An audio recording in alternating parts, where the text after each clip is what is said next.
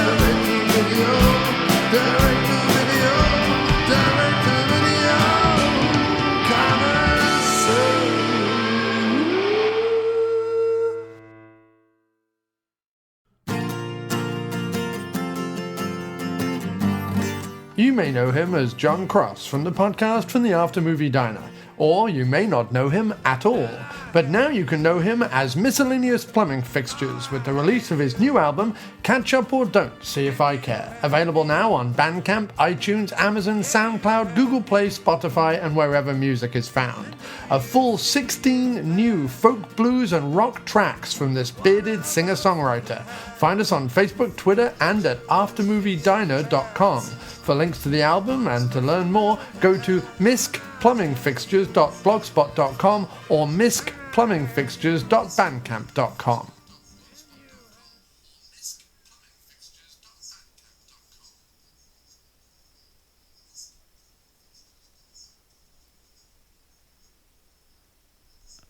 Hey everyone, welcome to the Direct-to-Video Connoisseur podcast. I'm Matt, and I haven't heard from Jamie yet, so I'm waiting to see what's going on there. So it's possible that she may call. If I don't hear from Jamie, then what we'll do is I'll just probably do a shorter episode, maybe 30 minutes, 45 minutes, just to see what happens. But if she does call, my main fear is that if she does call while I'm speaking, my fear is that, of course, my Skype, once it fires up, my computer is a little slow, doesn't have the most RAM in the world, and it may just shut the whole thing down with the phone call. So if everything just shuts down, you'll know it's because Jamie called in the middle of the podcast. Before we start discussing the movie, which our movie tonight was Falcon Rising with Michael Jai White, one of my favorites. Probably know him from Black Dynamite, Blood and Bone, a couple of my favorites that I've done on the show, or on the blog. But before we get into that, I wanted to discuss a couple things. One, we came close to our record for downloads again this past week. So I want to thank you all again for checking out the show, listening every week. Just being in there. We're also getting a good amount of Facebook likes. So again, thank you all for checking us out. And don't hesitate to get on the Facebook page or hit us on Twitter and let us know what you think of anything. If you have any concerns, anything you want to fix. If the episode, for example, has technical problems, don't hesitate to get on the Facebook page and just put a comment on there. Let us know. I might be able to fix it. Chances are I probably won't because I'm not very technically savvy about these things. But, just let us know and we can fix that. All of the links, my Twitter, the Facebook page for the blog, even the Tumblr page that I have for the blog, all of these things are on the main site for the blog, which is mattmovieguy.com. Also, there you can find a link to our archive page for all of the past podcasts that you may have missed before. So you can go there. Jamie, of course, if you want to follow her on Twitter, she's at Maven1974. All right, well, why don't I get us started talking about the film a little bit here. And like I said, if Jamie pops in, we'll kind of do a full DTV Connoisseur episode. If not, again, I'll just kind of keep it brief. I'll kind of try to go 35, 40 minutes, see how long I can go speaking by myself. All right, so the film Falcon Rising, it stars Michael Jai White as a vet of the Afghan and Iraq wars. He's dealing with post-traumatic stress. He's drinking a lot. And his sister, played by Layla Ali, it says it's actually, this film is introducing Layla Ali, which I guess if nobody's ever seen a Subway commercial before, or what other the myriad ads that Layla Ali has done, I guess technically this would be introducing her. But she is a she is a volunteer worker who goes to Brazil to work in the favelas there to try to help the poor people. And one day she's found beaten almost to death on a pile of rocks. And so Michael Jai White comes out of his drunken post-traumatic stress disorder stupor very quickly, shoots down there to Rio to try to help her with his old military buddy Neil McDonough, who is working for the consulate there. And as he kind of searches, he digs deep and finds that the Yakuza is involved, because you might be thinking that's crazy, Yakuza in Brazil, but actually Brazil has a very high Japanese population. I know myself, teaching English as a second language to many Brazilians, there are many that have Japanese last names who are descendants of Japanese descent. So it turns out the Yakuza is involved. They are trafficking in young girls. And so the fact that they're trafficking young girls, that's bad enough for Michael Jai White, but really he's upset that they tried to kill his sister, Layla Ali, who again was introduced in this film. So overall takes of it, I mean, this is Michael Jai White. This is what you want from Michael Jai White in terms of the fight scenes. Right away we get a liquor store. He's in the liquor store trying to get a bottle of Jack Daniels, and he is the liquor store's robbed. While he's in there, he kind of pretends he acts like he's ignoring it, and then of course roundly destroys the two men in there. It's a great opening fight scene. You get a few later on, and then there's another guy who does capoeira who has a couple good fight scenes, but really the bulk of them are Michael Jai White's. If I had any complaint about the film, it's that it's a little long. It runs about 100 minutes, which everybody knows my 90-minute rule or 88-minute rule. For me, what it does by making it that little bit longer, that little extra, is that we sometimes get a little bit lost. The fight scenes come a little bit further apart from what we want them to be. And so that for me sometimes is a little, how do I want to say, that can be a little bit much. It was a little bit of a drag on the film. But I mean, you know, I think that's a small thing, and I think there are a lot of people that probably could get past that.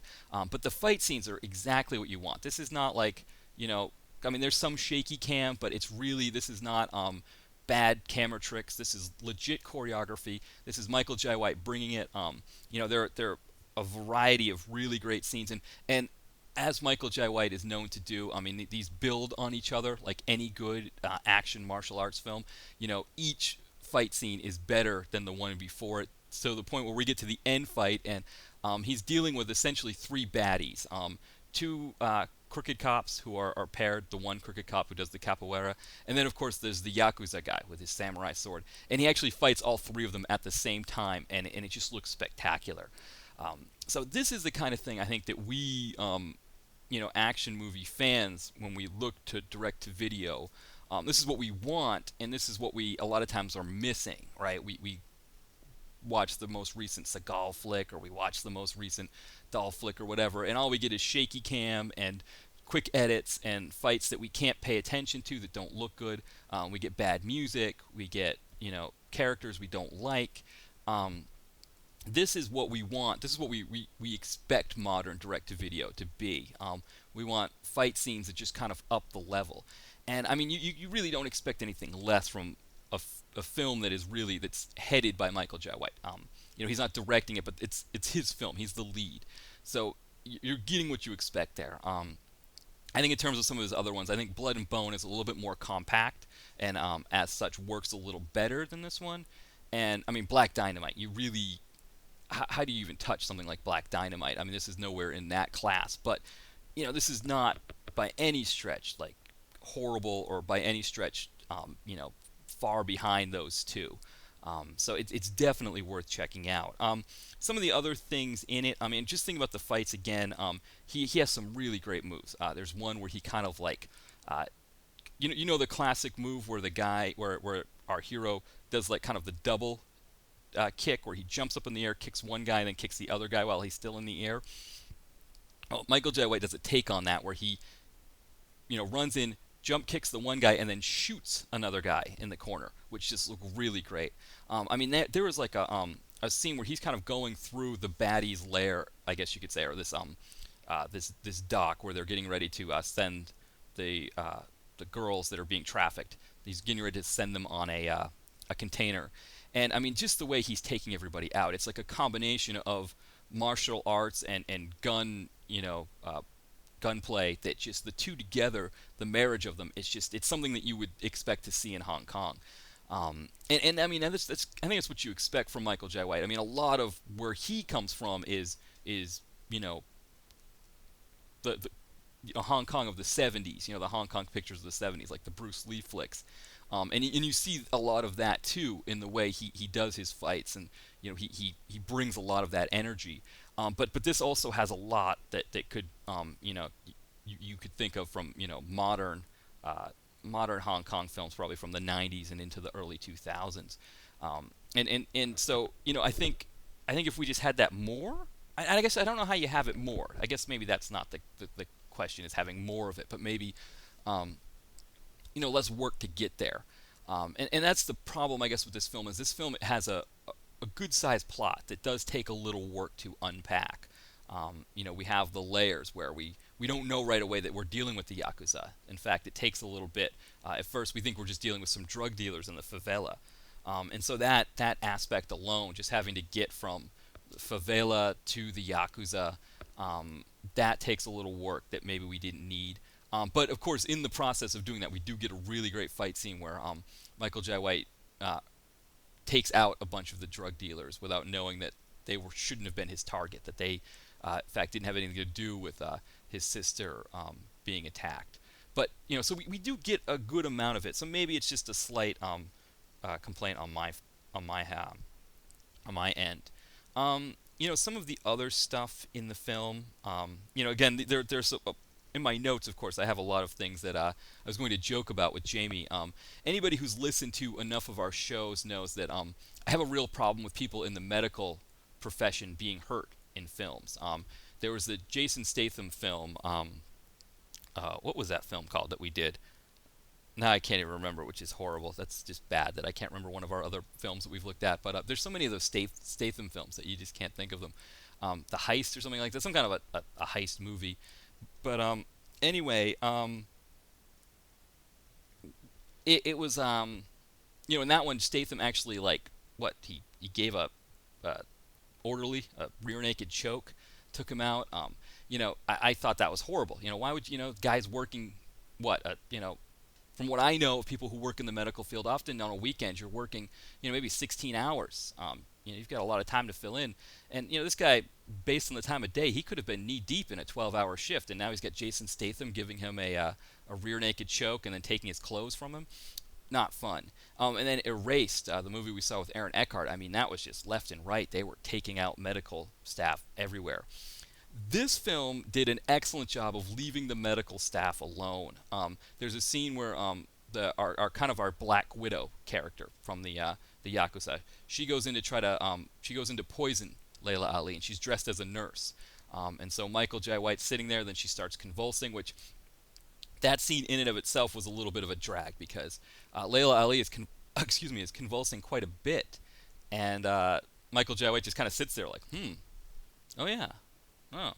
I don't know if he thought she was doing the worm or something, but or trying to do the worm. But anyway, he finally gets up and goes, "Oh my God, nurse, my sister," realizes that that's not the same nurse. And then they find out that there are no Asian nurses working at that hospital, and that's when they realize that it was a poisoning. But that nurse did not at any time, from what I could tell, knock anybody out. Or not, I'm sorry, not the nurse, the Yakuza woman. She didn't knock anybody out, didn't kill anybody. And then there were another scene where at the very end, where the Yakuza woman is finally trying to deliver the coup de grace and finally take out Layla Ali. and the police officer who has been helping Michael Jai White, she comes in and saves Layla Ali by killing the Yakuza woman. Again, we had a nurse in that room before it happened, and fortunately, the nurse wasn't hurt. So that's something that hopefully Jamie, if she gets a chance to hear this episode, maybe when she watched the film, she noticed that yes, no medical staff were hurt in the making of this film. Some other things with the film. Neil McDonough, of course, as I mentioned before, was in this veteran character actor that we've seen for a long time. One thing I've always liked about him when he's in a movie is you just never know if he's the good guy or the bad guy. He could be either, and he could change at any moment. And I think this whole film, I was waiting for him to change, and I think it's a great card to have if you cast Neil McDonough. That you could always play that card. You could always turn him at any moment. And I don't know if I want to give it away too much. But they don't really turn him. But it's that sense that maybe he is going to.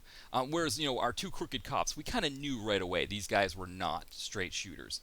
We knew they were bad. But the question was whether Neil McDonough was involved with them or not. And it was very plausible that he could have been.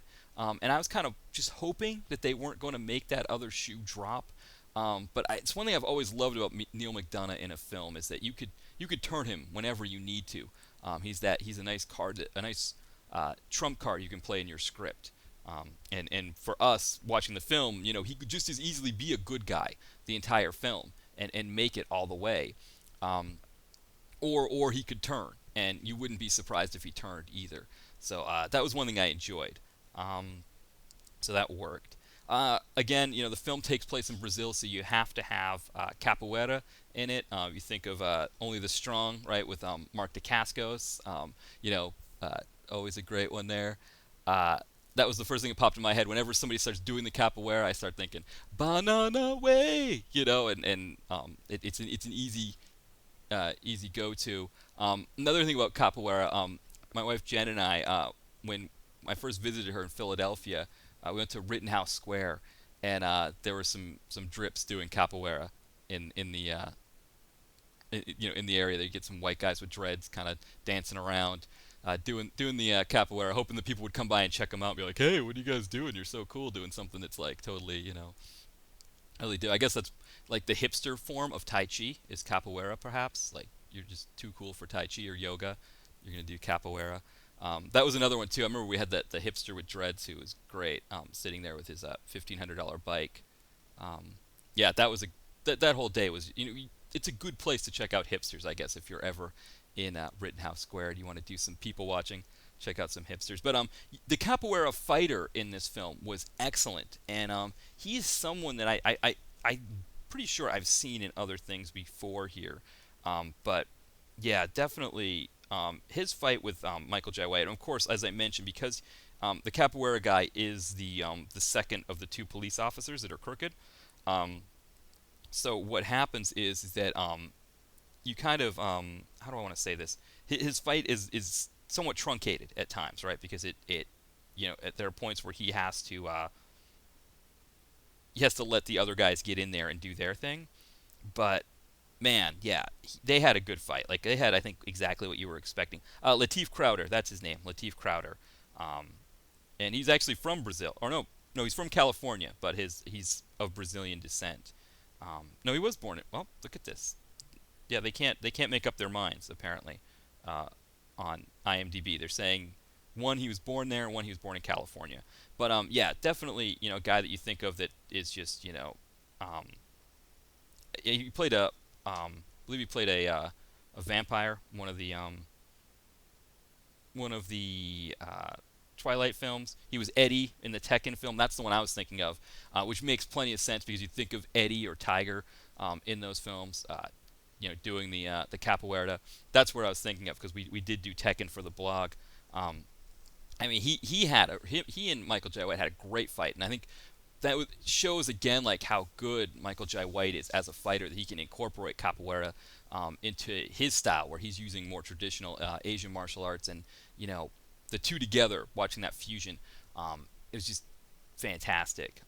And again, like when Michael Jai White is fighting the the Yakuza guy who had the sword. That was another one that just worked really well. So Lateef Crowder, probably your second, best fighter in the film, was also excellent.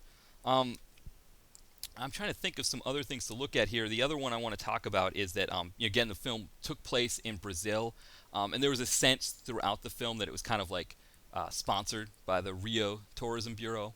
I'm not sure if they're trying to kind of get the word out there with the Olympics coming, but you saw things everywhere. You saw Brazilian flags everywhere. It was kind of one of those, just a reminder you're in Brazil, or just to let you know you're in Rio right now. That's where this film takes place.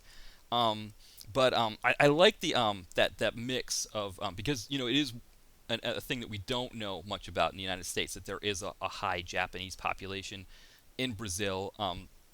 One thing that comes to mind for me is an Akira Kurosawa film, I Live in Fear, where Toshiro Mifune played an older man. They put makeup on him to make him look older, but he had a family, and he wanted to move them all to Brazil to escape nuclear war. And of course, the family thought he was nuts, and they had him committed. It was a really great film. Doesn't sound like a real fun film, but it was a really great one. I think that was, for me, the first time I knew that there were Japanese people, or that there was a high Japanese population in Brazil. And then, of course, later on, now teaching English to many Brazilian students, now I've understood it even more because they've discussed it with me. And like I said, I have many students that are of Japanese descent. And so I thought that was a really cool angle to work from in the film. Instead of just having it be, I don't know, just drug dealers in Brazil or something like that, to have him having to deal with the Yakuza and create that kind of, different element, but also a different villain. I thought all of that worked really well. So, overall, I think this film definitely does it. For me, there were some things too that I think I might have liked to have seen more, maybe a better idea of. One of the things one of my students talked about with the Brazilian police is that they've been known in the past for taking people off the streets that they think are criminals and torturing them to get information. Now, of course, people know from my blog that I'm not a big fan of torture in films, but it would have been interesting because there's a scene where they allude to that, where they make an arrest and everybody's going in the paddy wagon. And then the two crooked cops, the two detectives, say, "No, these two are coming with us," and they look very scared. Like, what's that? What does that mean? What's going to happen to us? It would have been interesting. Now, I wonder if maybe there was something in there that was cut, and if that's the case, I think that's good because this film could have used a little more cut from it. But that could have been interesting. I mean, I think the cops themselves were developed well as baddies, and it worked. It would have been interesting to get more Yakuza, but again, because we had to do this unpacking of the story, it just didn't work for that. So because we had to spend the first part of the film thinking that we were dealing with drug dealers in a favela, we then couldn't get to the Yakuza in there. But so that was good. I guess the main thing with Michael Jai White is that when we talk about action, kind of the modern action hero, it's interesting. We think of Michael Jai White as being maybe the next guard. With him, Scott Adkins. I talked about Zoe Bell a couple weeks ago with Jamie when we watched Mercenaries as also maybe being in that group. And the thing with Michael Jai White is he's a little older. I mean, he's probably closer in age to like a Jason Statham. And so really what's happened, I think, with Michael Jai White is that with these older guys like Seagal, Stallone, Schwarzenegger, Dolph, all of these guys hanging on longer, working into their 60s, it's kind of left parts out for Michael Jai White. I think he could have done more. It would have been nice. And I think back to that horrible Universal Soldier sequel that Jean-Claude Van Damme did that was in the theater that happened. It was in '99. And Michael Jai White was kind of the main baddie in that one. And so you kind of think that at that point, and of course he did Spawn in the 90s, so I think maybe the thinking was he would kind of move into that next level. And I don't know what happened. And it's kind of too bad because now, you're looking at his parts. They're not as many as you'd like. And, you go to his IMDb and seems like he's finding more work doing like Tyler Perry films and stuff like that, which is good. I mean, he has the acting chops to do that. But man, you watch a movie like this where he just gets after it, and you just look at these really great action scenes, and like I said, each one building on the last. And when that final one happened, I just thought, okay, he's gonna fight Lateef Crowder, the capoeira guy, and it's gonna be a great fight. I'll enjoy it. That's going to be it. To see him fight all three guys at once, and then to kind of separate them out and have, he had a really great one at the end with the Yakuza guy with the samurai sword. For him to, for all of that, it just, drives home that, like, we're really missing something with him not doing more of these films. And I'm trying to think of the last one that he did where he was the man. Never Back Down 2, that one was not, or Never Surrender, yet Never Back Down 2, that was, he directed that one, but he wasn't the focal point. He was more the sensei. But Blood and Bone, Black Dynamite, and right here with Falcon Rising, it just drives home the point that this guy can do it. You like to see him, Scott Adkins, get more of these kind of parts, and maybe I know he's doing one with Dolph coming up called The Skin Trade. I think it's already out. It's just a matter of when it gets here to the U.S. It'll be interesting to see how that one plays out. Is it going to be more Michael Jai White, more Dolph? And I don't want to think about too little Dolph in a film, right? We want as much Dolph as possible. But if there's going to be a reason why I'm going to want less Dolph, it's to see a guy like Michael Jai White get after it.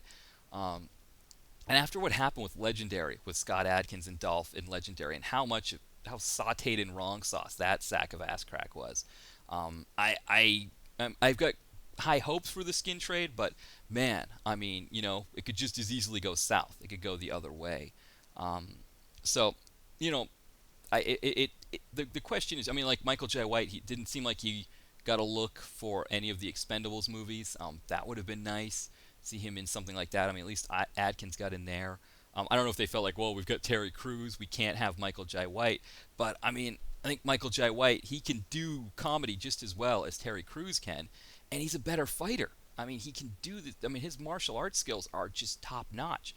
So it's a missed opportunity here, and I don't know. I hope that this Falcon Rising thing is going to be a sign of more to come with Michael Jai White. One thing about the end of the film is they kind of hint that this is just setting up for sequels.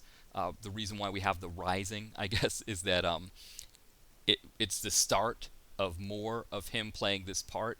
Neil McDonough is going to have him go around the world fighting baddies in this style. So, that's something to think about. Is he going to start doing, is this his project? Is this his baby where he gets to really do his thing and lead the films? And, maybe say the hell with Hollywood, the hell with them, not giving him the parts he wants, and just get after it here. I'd love to see him get back with Isaac Florentine, with the two Undisputed, with the Undisputed film that he did. That was fantastic. I know they kind of moved the next sequel with Scott Adkins. They kind of took Scott Adkins' character from number 2 and moved him into number 3. But any kind of project, that if he could do a project with Isaac Florentine, I think that would be fantastic. To see the two of them really do it, because again, just the way Scott Adkins is a workhorse and just does the scenes and really wants to get in there. I mean, Michael Jai White really is going to, really gets what Isaac Florentine wants to do with a Hong Kong film. So I mean, that's another guy I'd love to see him work with. So really, that's what a film like this does. Is it's I know I should be satisfied with what I'm getting, because it is so good here. His fighting is so good here, but you kind of think, well, all right, yes, I want more. He should be putting out a film every other year or so, or close to it, or closer to every year. But instead, I mean, we're kind of getting, every once in a while he seems to get one in. But yeah, so I don't know. I'd like to see more of him. Let me think. I mean, I was trying to think of some other. He did the movie. Was it Tactical Assault? Was that? Hopefully, I'm not confusing that one with the movie Austin did with. No, I think Maximum Conviction was the one he did with Steven Seagal. Tactical Assault was the one he did with Steve Austin. That one was a good one. That one did all right, and I think that also showed that Steve Austin can really bring it if the parts are right, and maybe he's another one we should be thinking about as like kind of the next guard, because he and Michael J. White are around the same age, born in the late '60s, I think, and so I think whereas Michael J. White has suffered from just not getting the parts, Stone Cold Steve Austin has suffered from not getting the right ones. I think of The Package is one that was a real stinker.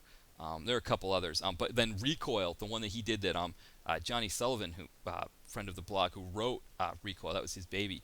That was just an amazing picture there. So, these guys can do it, and I think, if there's a way that somehow we can transition these, but I think with a guy like Stallone, he got a taste of it being back in the films. Schwarzenegger got a taste of being back in the films. Dolph, who again I'd love to see doing movies until he's in his 60s or 70s, like Bronson was. He's had a divorce recently. He's got alimony to pay and a new girlfriend to pay for. He needs to get into as many of these as he can. And Seagal, who knows what Seagal has to pay for, but he seems to keep making these movies too, and does his old slap chop thing, and speaking with a bad Cajun accent. Every time one of these guys gets cast in one of these movies, it either takes the shine off Michael J. White if he's going to be in the film, or just bumps him out completely. So we'll see what happens with the skin trade. I have high hopes for it, but I'm not holding my breath either after what happened with Legendary. And we've seen too many of these that we've thought, oh, this is gonna be great, and seen it go bad. But Dolph, Michael J. White, I think that one could be a good one. That one could be maybe the one that gets us there. Let me take a look here and see, because I'd like to know when that one is coming out, because it's supposed to be released in the theater, I think, in Europe, which I guess the kind of thing that if anything's released in the theater for a short period, sometimes I get somebody on the blog saying, oh, this isn't direct-to-video. I saw it in a theater in Amsterdam when I was over there trying to get some weed and hang out in the red light district. But Ron Perlman, Tony Jaa is in that one. So this one, it seems like it can't go wrong, right? Dolph, Tony Jaa, Ron Perlman, Michael J. White, Peter Weller, another Hall of Famer at the DTVC. So it seems like it can't go wrong. But, we've seen them go wrong before. We've seen everything that can't go wrong with these. So let's just cross our fingers that this one is not sauteed. Well, actually, now I'm looking at the writers, and I see 4 writers, though John Hyams is one of them. He's on the rewrite, uncredited. But 4 writers, that kind of makes me think we could be in trouble with the skin trade. So we'll see what happens there. All right. Well, I'd say maybe it's about time to wrap things up. I haven't heard from Jamie, so and I think I've kind of exhausted the material here. Again, this is on Instant right now, and while it's on Instant, I think any action fan should get in there and check this thing out. It does have its slow moments. It does kind of roll along, it plods at times, but Michael J. White's fight scenes, they get better with each one. And he just brings it. This is his film. He is the lead. He doesn't direct it, but this is him. And so you think of Blood and Bone, you think of Black Dynamite. This isn't quite at that level, but it's good enough to kind of get you there. It'll get you to the church on time. So definitely go check it out. For some other updates, usually this is the point. Well, of course, usually this point would come 25 minutes later in the podcast, but usually this is the point where I say to Jamie, what have you got going on, and she goes through the list of things that she's doing.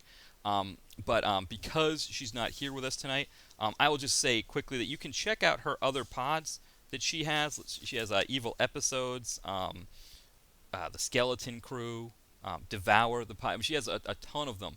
And you can find her at Horophilia and LegionPodcast.com for her many pods that she has. And then for me, I want to say quickly, I got another blog post up. I got Machete up this past week, or Machete Kills, rather. So it was good to finally, Jamie and I watched that one a little while ago. We did a podcast on that one that you can check out as well. The link for the pod episode there, if you haven't heard it yet, is on the post. That was one that I enjoyed. It'd be interesting to see Michael J. White get in the third one of that. But I enjoyed that film. I think, this film, in a sense, could have, I think, obviously it's a totally different film, Falcon Rising, from Machete.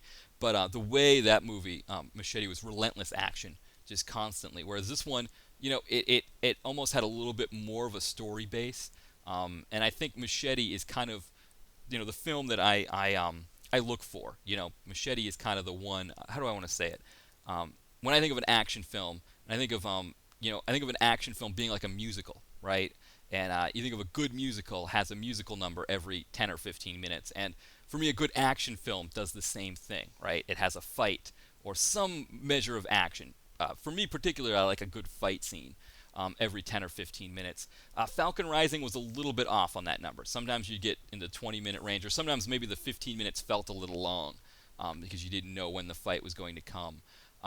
But I mean, again, I think that's a minor issue to have with a film like this that was that good. But anyway, yeah, so I got Machete up. For next week, I'm not sure what blog post I want to get up on Monday. The other thing, of course, is that Sunday night is the Super Bowl, and my Patriots, ever the cheaters, are playing in that game, so we'll see what kind of hijinks they have cooked up. But it's possible that Monday morning I might not be in any kind of shape to write a blog post. I'd like to hope I will. And in that sense, I don't know what I'd like to do. I might do In the Name of the King 3, which was my last solo podcast that I did before this one. That was one, In the Name of the King 3, that I'd like to look at. But I'm trying to think of some others that that we need to do that I'm behind on. That Erased movie that I was talking about with Aaron Eckhart is one to look at too. For the future. And then, of course, Mercenaries that I did recently that had Zoe Bell in it is another one. But definitely look on Monday, check your Twitter and our Facebook page to see. But we should have something. I should have another blog post up. I'm keeping to that New Year's resolution. We've made it through January, and so far I have been successful in keeping to the New Year's resolution. All right. Well, thank you all for listening this evening. Again, sorry. It was just me. No Jamie tonight, so it's a shorter episode. But thank you all for listening, and tune in next week as we will have something else in store for you, 8 to 9 p.m. here at Mixler.com/second unit. Also, when I play you out tonight, I'm going to play John Cross's theme song, of course, for our show, which again, we thank him for doing that show. And then for doing that theme for us. Again, after that, we'll be playing the trailer for his musical project he has, Miscellaneous Plumbing Fixtures. And if you want the link to that, is he has a blog spot for it that's MISC, M-I-S-C, Plumbing Fixtures, all one word, at blogspot.com. But the link is on our Facebook page. So if you go to the Facebook page, you can check that out. And I remember, for everything, if you want to keep up with us on Twitter or Facebook, just go to the main page, www.mattmovieguide.com, and you'll find all the links there to everything, and also the Yahoo email address too, if you have any questions. All right, thank you all for listening, and I hope you all have a great night. Goodbye, everyone.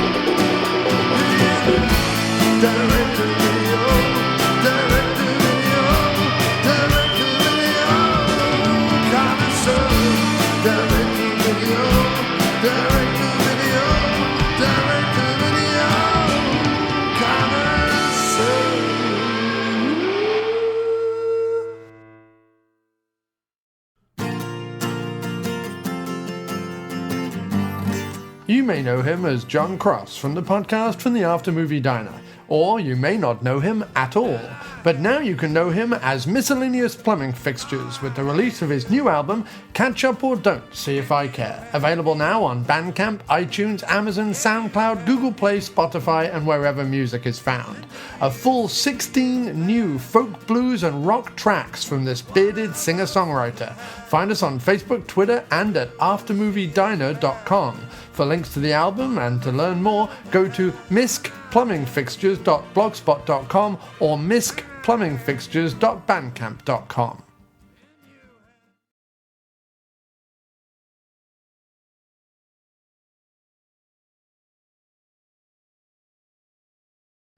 You have a vision for your business. Your priority might be to expand facilities or bring in the best talent. At Century Insurance, we listen, learn, and work to understand your business and your plans to help protect your new locations. As your business evolves and your vision comes true, Century, right by you. Property and casualty coverages and underwritten and safety services are provided by a member of the Century Insurance Group, Stevens Point, Wisconsin. For a complete listing of companies, visit century.com. Policies, coverages, benefits, and discounts are not available in all states. See policy for complete coverage details.